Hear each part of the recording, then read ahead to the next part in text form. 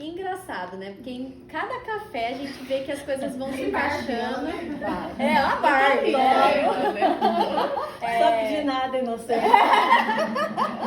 Colocar aquela blusa, o golpe tá aí, né? Cai quem O quer. golpe tá aí. Mas é realmente uma amiga muito especial que também traz essa nossa visão. E a Rafa já veio nos 2 cafés e sempre assim como está. E eu falava, caramba, será que eu consigo colocar a Rafa pra falar nesse? Aí eu entendi que hoje era o momento dela falar. Meu Deus, é forte, né? É forte. Até nisso, Espírito Santo vai Fala, igreja. cuidando, né? Então, eu sou a Rafa, eu sou mãe de 2 filhos, eu tenho o Gabriel de 20, a Natália de 15. Sua forma, né? Essa galega é lá e explodiu. Botou assim. Então, você viu, amiga? É que Jesus faz todas as coisas certas. Aquele ditado lá de escreve certo por linhas tortas é mentira. O que eu digo para as minhas amigas assim, que eu sou conservada no formol, porque eu não fui feita para morrer solteira.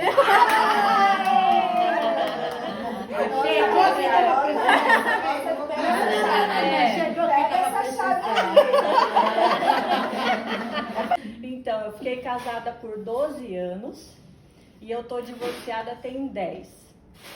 E o meu divórcio aconteceu exatamente quando a gente se converteu e entendeu uma inversão de papéis que existia dentro de casa. Eu desde pequena fui aquela pessoa do contra, não no sentido de ser antissocial, mas de perguntar os porquês e sempre desafiar regras que não faziam sentido ou não tinham princípios. Então, quando eu tinha 16 anos, eu decidi que eu ia sair da minha cidade, eu ia morar fora de casa, porque onde eu morava eu não ia conseguir crescer na vida. Eu nasci em Guarapuava, que é no interior do Paraná, e todo mundo que tinha dinheiro ia estudar na capital, em Curitiba.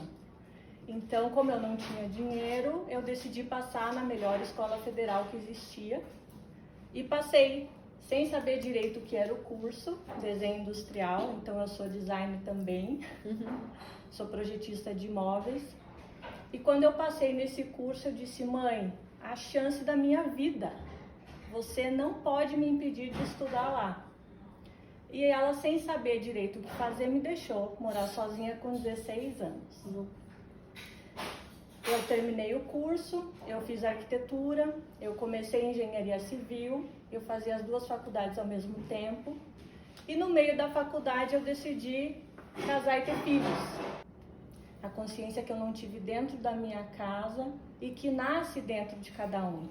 Quando você tem limites, você entende isso de dentro para fora, não precisa que ninguém te diga o que fazer ou o que não fazer, isso vem de você.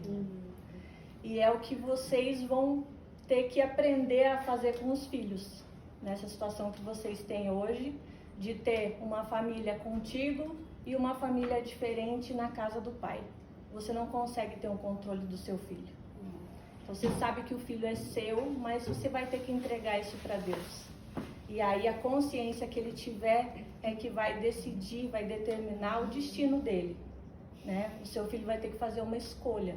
O seu papel como mãe é dizer para ele, a semente você pode escolher o que plantar, a consequência não.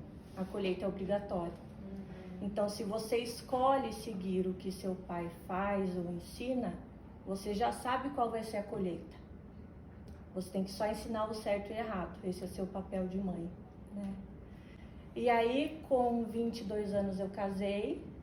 Eu parei a faculdade de engenharia porque eu não tinha ajuda para cuidar dos meus filhos e terminei a arquitetura. Uma profissional super bem sucedida no mercado. Eu trabalhava na MRV, a construtora tinha acabado de abrir capital na bolsa e eu criei o departamento de desenvolvimento imobiliário lá dentro. Estava bombando dentro da empresa. Viajava 2 vezes por semana e não via meus filhos. Meus filhos viviam na escola e quando eu chegava em casa eles estavam dormindo, quando eu saía eles não tinham acordado. A gente se converteu e dentro do contexto de igreja nós entendemos que existia essa inversão de papéis, que eu era o homem da casa e ele era o artista, ele era fotógrafo. Então ele sempre se deu bem com o visual, né, com o belo, e eu com os números. Eu era a pessoa que cuidava do dinheiro, que organizava a casa, era o homem da casa. E quando a gente entendeu isso tudo, Deus pegou esse tabuleiro como se fosse um jogo de xadrez e jogou tudo para cima. Porque se a gente não consegue consertar, vamos começar do zero. E eu segurei. Eu falei, não, a gente entendeu porque que isso tudo aconteceu, essa confusão. Eu vou fazer a minha parte, que é cuidar dos meus filhos. E você vai fazer a sua, que é ser o pai deles, o homem da casa, o provedor, o protetor. A gente tem que alinhar isso. E eu passei a morar sozinha com os meus filhos. Desempregada, sem trabalho, porque a empresa tinha acabado de cortar as obras pra gente. E assim, em estado de choque, né? Como assim esse barraco todo aconteceu?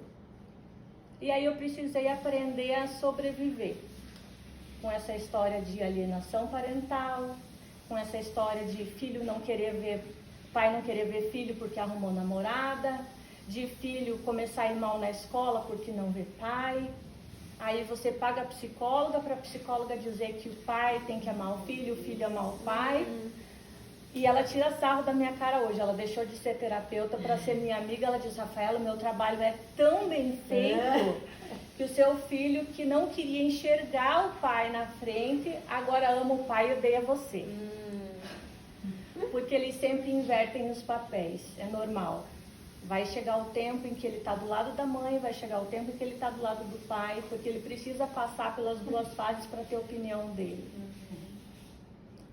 E isso tudo é normal, apesar de não ser bom, apesar de não ser o que a gente pretende para uma família, é o que acontece, a nossa realidade hoje, né? Antigamente, a mulher que passava por um processo de divórcio, ela era quase comparada com uma prostituta, né? Era vergonhoso isso, tanto que não existia divórcio direto. Primeiro tinha que ter a separação e ficar separado 2 anos, para depois você passar o divórcio, né? Hoje, em meia hora, você consegue um divórcio. Então, hoje tudo está mudando. E a gente tem as famílias disfuncionais, né? Pai e mãe morando junto, mas tem os meus filhos, os seus filhos e os nossos filhos. Então, são realidades que a gente precisa enfrentar. Mas qual que é a grande verdade que eu trago disso tudo? O processo que Deus foi me mostrando de como não sair do seu papel, apesar de não ter um homem do lado. Porque é muito fácil para a gente transferir isso. Ah, minha vida não deu certo porque ele não caminha comigo. Eu olho minhas amigas e elas têm dinheiro, mas a gente quebrou por causa do divórcio. Ah, o filho da fulano, da Beltrana é bem educado, mas o meu não, porque não teve pai dentro de casa. Então, para tudo a gente acha justificativa. E aí teve um tempo em que eu fui para Deus e disse, Deus, o negócio é o seguinte, isso tudo não foi plano meu. Eu levei 3 anos dentro da igreja para Deus me convencer a aceitar o divórcio, porque eu não aceitava. Eu andava de aliança enquanto ele estava na Itália com a amante, porque eu estava casada ainda, né? Ele me tirou de casa e pôs ela a morar na minha casa. Então ele ia com ela para o almoço de família na casa da mãe dele. E eu estava casada. Então a gente tem que conviver com esses absurdos como se fosse normal. Então eu disse, Deus, eu não sou louca. Eu sei que você tem um plano para isso tudo. E aí eu fui para um retiro lá no Moriá, da Estância Paraíso, né? Também. Do Ministério do Diante do Trono. E eu estava nesse processo aí, já estava 3 anos andando com essa aliança, passando vergonha, porque ele postava as fotos dele feliz com a namorada nas redes sociais e eu indo para a igreja com os 2 filhos de aliança. Ele batizado, ele indo para a igreja, não a mesma, porque Deus é bom e assim, pelo menos vergonha na cara ele teve de ir para outra igreja, né? Mas eu fui para esse retiro e dizia, Deus, eu não aguento mais. porque ele fazia essas coisas de nunca pagar pensão, mas no dia que a juíza chama, ele faz uma compra para bater foto, para dizer que entregou a pensão, mas compra 2 iogurtes e põe o nome de cada filho no iogurte para entregar. Então as sacolas chegam sempre com duplas de comida. Ele não tem que me sustentar, não pedir pensão para mim. Mas o nível de humilhação é muito grande. É muito grande.